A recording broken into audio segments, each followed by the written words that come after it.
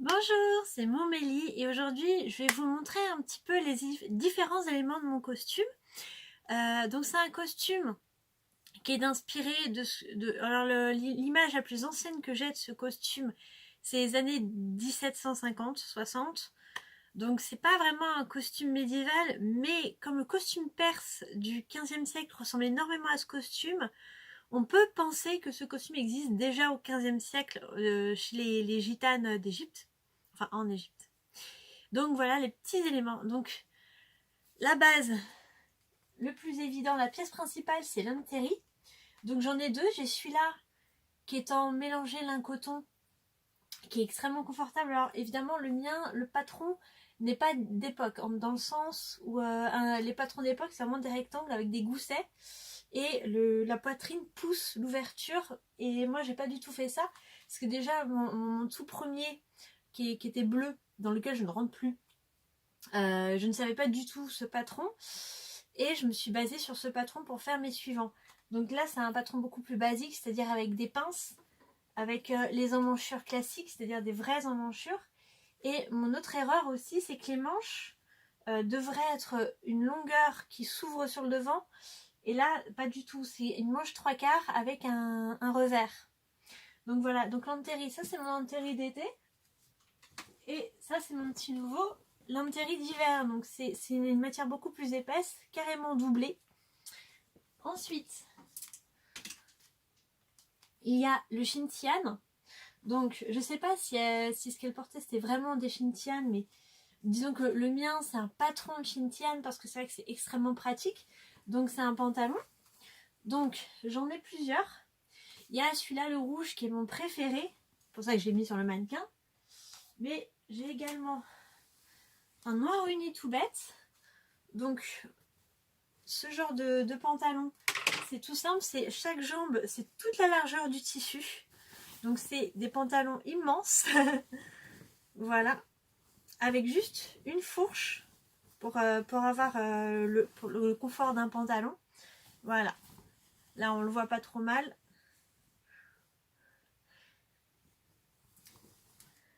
Donc j'ai un noir, un orange qui a très peu de volume mais qui est extrêmement léger pour les jours où il fait très très chaud, et il est tout doux, c'est un vrai bonheur. J'ai mon tout premier qui est dans un très joli coton, qui était à l'époque avec des paillettes. Il a perdu toutes ses paillettes parce qu'il est plus tout jeune, mais c'est mon tout premier. Et un autre qui est exactement le même tissu que le tissu rouge, mais juste dans une autre, avec une base de crème, mais c'est le même motif. Et il est très chouette aussi quand j'ai envie de mettre un peu de luminosité dans mon costume. Et celui-là que je porte jamais, parce qu'en fait le tissu avait une très petite largeur, donc du coup ça reste plus un pantalon basique. Et surtout le motif, autant celui-là a un côté très block print qui est très intéressant, block print indien, autant celui-là le côté wax m'intéresse moins, mais je le fais quand même des fois, que voilà, pour le prêter peut-être éventuellement. Ensuite en dessous je porte une chemise. Donc ça c'est ma chemise préférée, que j'ai fait moi-même et que j'ai brodé moi-même avec un petit motif de feuilles tout mignon. Et ma première chemise, alors pour ce qui est du nom de la chemise, j'en suis pas du tout sûre parce que j'ai trouvé différents noms, et quand je trouve ce nom et que je le google, le vêtement qui apparaît ne ressemble pas du tout à une chemise, à ce genre de chemise on va dire.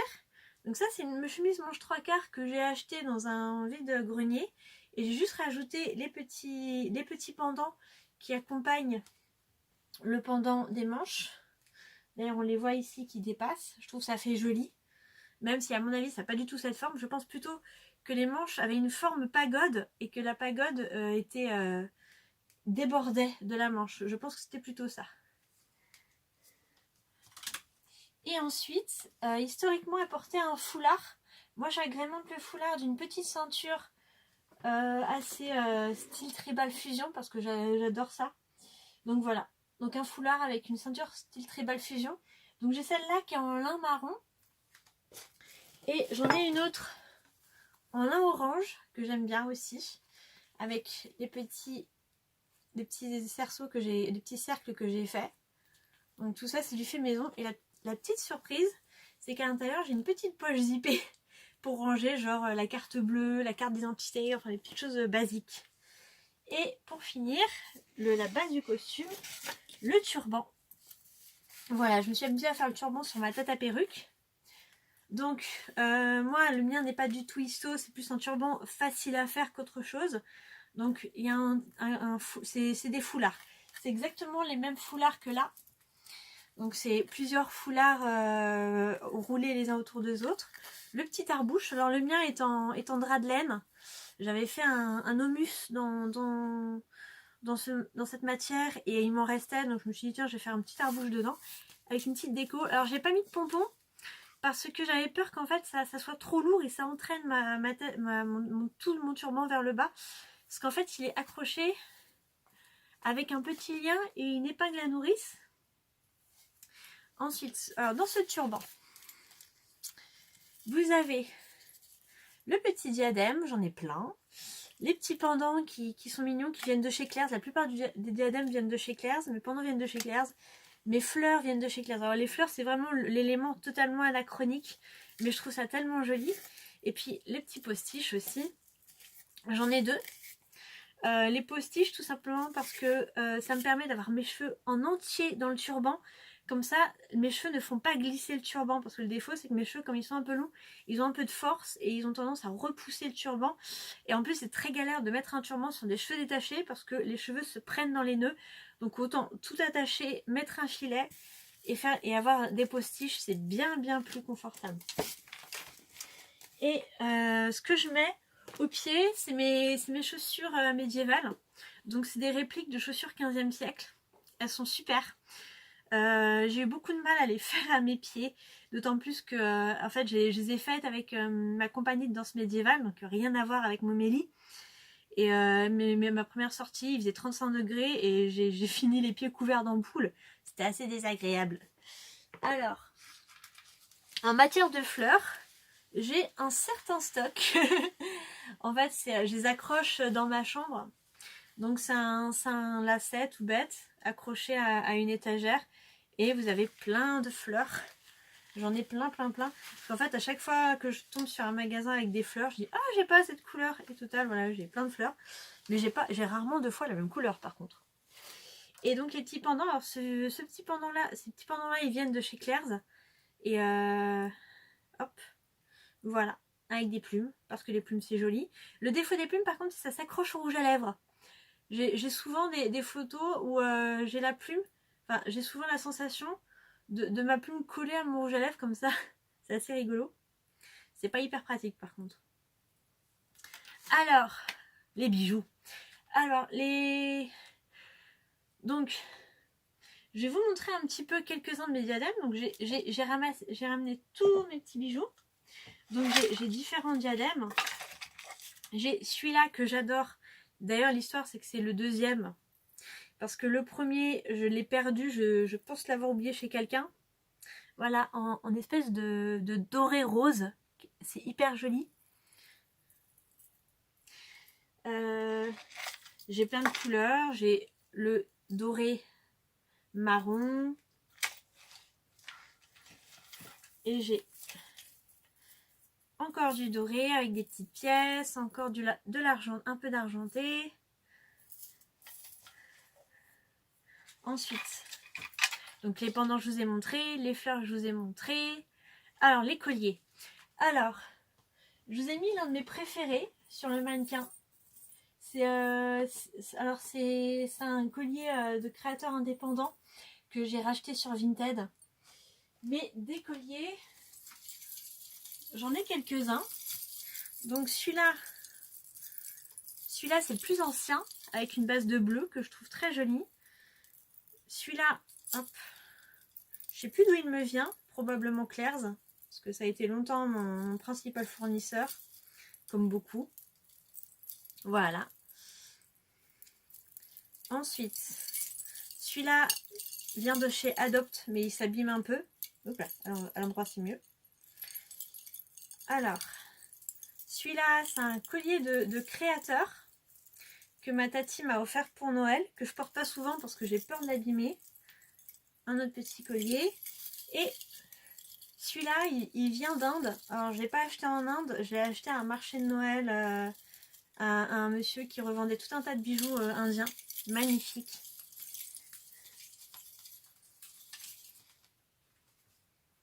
Alors, les bracelets aussi. Parce que bracelets... Alors déjà, les bracelets, je vais vous montrer vite fait la taille de la boîte qui contient les bracelets. Et je vous dis, elle est quasi pleine. Voilà. Donc j'ai acheté cette boîte dans une fête médiévale. J'adore cette boîte. Elle pèse 1 tonne, mais elle est magnifique. Et donc, mes bracelets, c'est un mélange. Par exemple, ça, je l'ai acheté à une petite vendeuse... à une dame qui avait une petite boutique de vêtements indiens à Nantes. Elle a fermé malheureusement, mais j'ai essayé de la dévaliser avant. Puis beaucoup de petites choses qui viennent voilà, de différents pays. Il y a plusieurs pays de représentés. Souvent c'est dans les marchés de Noël parce que vous avez souvent des produits du monde dans les marchés de Noël. Voilà. Et ça, cette manchette qui vient d'un marché médiéval. Il en avait beaucoup. Il fallait vraiment que je ressente avec un. Puis j'ai aussi des petites choses de la grande distribution. Genre par exemple ce petit bracelet qui vient de chez Adopt avec ces petites pièces qui est mignon comme tout. Et je vais pas tous vous les montrer parce qu'on a pour des heures. Et je vous montre quand même un de mes préférés qui couvre la main. Donc pour ceux qui se demandent comment il se met, en fait, il y a un système de ressort comme une pince à cheveux en fait. Et en fait c'est parce que j'ai pas des très jolies mains, donc hop on planque. Alors j'ai aussi, alors ça c'est il y a fort longtemps parce que comme j'ai pas mal grossi, je les mets plus trop. Mais de temps en temps, donc j'ai aussi des bracelets de bras donc qui se mettent au-dessus du coude. Et quand je mets cette tenue notamment, j'arrive à les glisser sur la manche. Parce que comme voilà. Toc. J'arrive à peu près à les glisser sur la manche. Et ça fait une jolie déco juste au-dessus de l'ouverture. Je vais y arriver. Voilà. Toc. Et bien entendu, les chevillères. Donc des chevillères, j'en ai tout un paquet. J'ai cette chevillère magnifique. Je sais plus si elle vient de CA ou de la Halle. J'ai été très surprise de le trouver sur le présentoir. C'est un très joli bijou de pied avec la petite chaînette qui se met autour des orteils. Mais mes petits favoris, ça reste mes chevillères à grelots qui sont très vieilles. Je les ai achetées il y a 15 ans facilement. Enfin, elles sont très vieilles et elles sont toujours aussi cool. Et surtout, elles sont très confortables parce qu'elles sont rembourrées. Ça, c'est cool. Alors, mes boucles d'oreilles. Donc, il faut savoir que j'ai 2 boîtes de boucles d'oreilles. Donc, j'en ai mis qu'une parce que, en fait, il y a une boîte, c'est les boucles d'oreilles un peu précieuses, petites et fragiles. Et là, c'est toutes les grosses. Donc, ma préférée. Donc, ceux qui me suivent sur Instagram, j'ai partagé un peu. J'ai partagé une photo du peuple Miao. On va y arriver. Et donc, voilà. Cette boucle d'oreille a été faite par ce peuple Miao avec un petit bout de broderie traditionnelle. J'ai acheté ça aussi dans une boutique indépendante. C'est un peu les boucles d'oreilles à la mode, vous voyez, une créole décorée. J'ai aussi évidemment ma boutique indienne préférée, celle qui a fermé, avec des jolies boucles d'oreilles. D'ailleurs j'ai plusieurs boucles d'oreilles indiennes. Alors celle-là, si je me trompe pas, c'est un cadeau. Et elles sont trop cool, elles sont trop belles. Et puis j'ai aussi des créations indépendantes. Quoique celle-là, j'en suis pas sûre que ce en soit une. Voilà. Mais ça, je les porte pas beaucoup avec mon méli. Je préfère privilégier les boucles d'oreilles un petit peu, les vraies, d'une certaine manière un peu traditionnelles. Hop.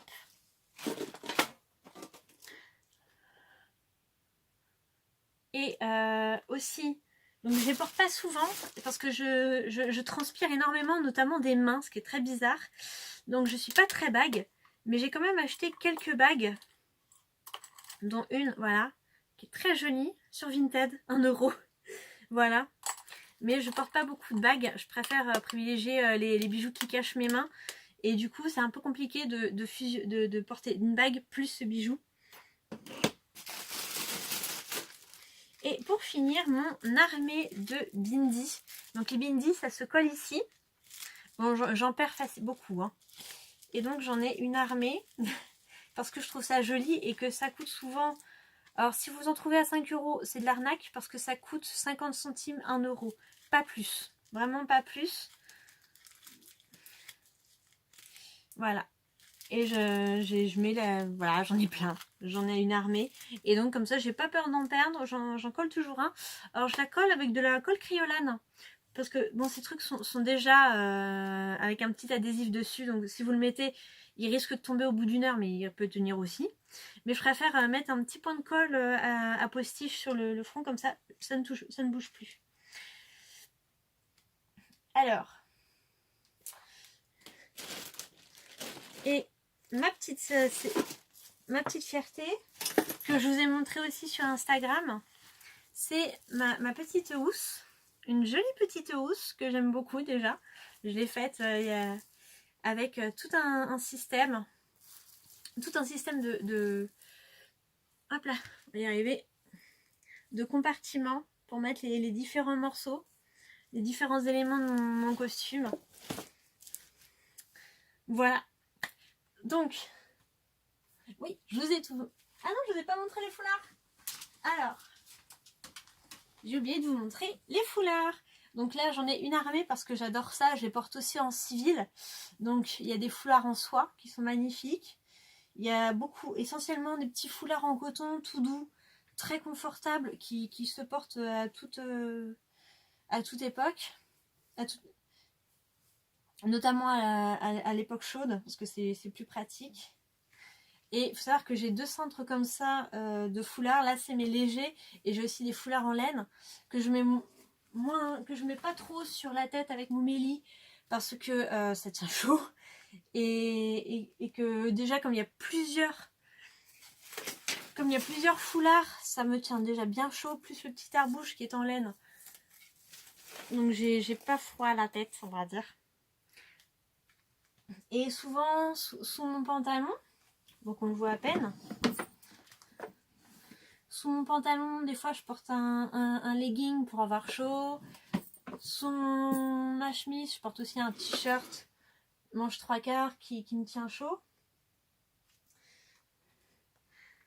Hop, donc je vais vous montrer un petit peu la ceinture aussi parce que je l'aime bien. Hop, qui elle aussi a sa petite poche zippée cachée derrière. Donc voilà. Donc ça, c'est la deuxième que j'ai faite. La première étant la orange. Avec des pompons chinés dans un déstockage. Donc sauf les rouges, le marron, mais les rouges, je les ai faits. Voilà, je me suis vraiment amusée sur ce costume. Voilà, je pense que je vais arrêter la vidéo ici. Et j'espère que cette vidéo vous a plu, que vous avez appris quelque chose.